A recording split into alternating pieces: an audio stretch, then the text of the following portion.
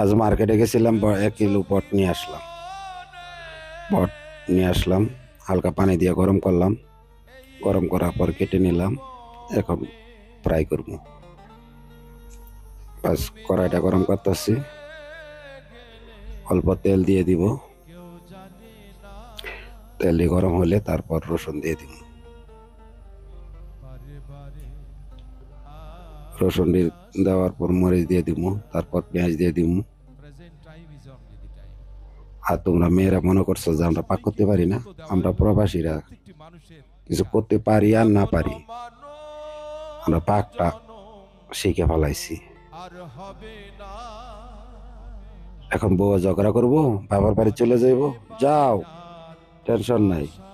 কি কো বন্ধু, ঠিক আছে না? এখন যাও, বাবার বাড়ি যাও। আসলে আসবা, না আসলে নাই।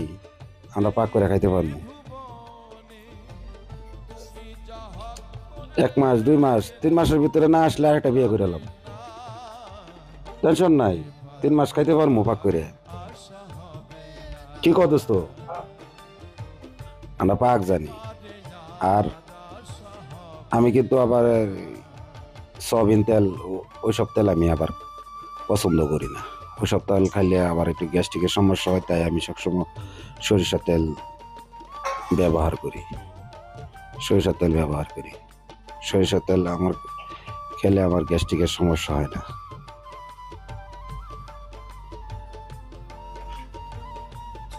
আমি আবার সরিষার তেল পছন্দ করি বেশি। এখন পেঁয়াজ দিয়ে দিলাম, দিয়ে দিমু। দিয়ে তারপর একটু হালকা লবণ দিয়ে দিমু। ঢাকনা দিয়ে ঢেকে রাখবো, নরম হয়ে যাব। তোমরা মনে করছো আমরা পাক করতে পারি না? আমরা পাক করতে পারি।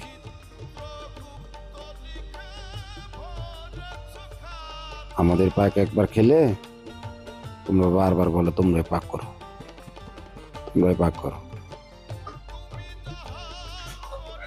আর কি করুন বলবো, মেয়েদের আর পাক ভালো লাগে না। তাদের ঠিক মতন সাফাই করে না, পরিষ্কার করে না। তাই মেয়েদের আমার কাছে পছন্দ লাগে না। কিন্তু কি করবো, বাধ্যতামূলক খেতে হবে। দেশে তো আর সবসময় পাক করা সম্ভব না। তাই ডেকে দিয়েছিলাম, এখন একটু লাড়িয়ে দেব, তারপর মশলা দিয়ে দিব। আমি কিন্তু আবার প্রাণের মশলা ছাড়া আবার কোনো মশলা আমি ব্যবহার করি না। তেলও আমি প্রাণের ব্যবহার করি। এবারে আমি এই প্রাণের তেলটা আমি পাই নাই। এটা হলো ইন্ডিয়া ব্র্যান্ড। ইন্ডিয়া ব্র্যান্ড আমি নিতে চাই, কোনো সময় নেই নাই। ওই দেশের তেল আমি ব্যবহার করতে চাই না। আমি সব ওই প্রাণের ব্যবহার করি।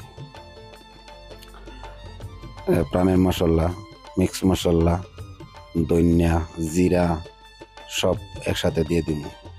আবার কই মেয়েরা বলবো কি, বাটিতে রাখতে পারলো না, এই পেপারের মধ্যে রাখছে। কিন্তু মেয়েরা তো, তারা তো আর টাইম পাস করে, তারা তো আর ওই রোজগার করে না, শুধু ঘরের মধ্যে পাকই করে। এখন যদি আমি প্লেটের মধ্যে রাখি,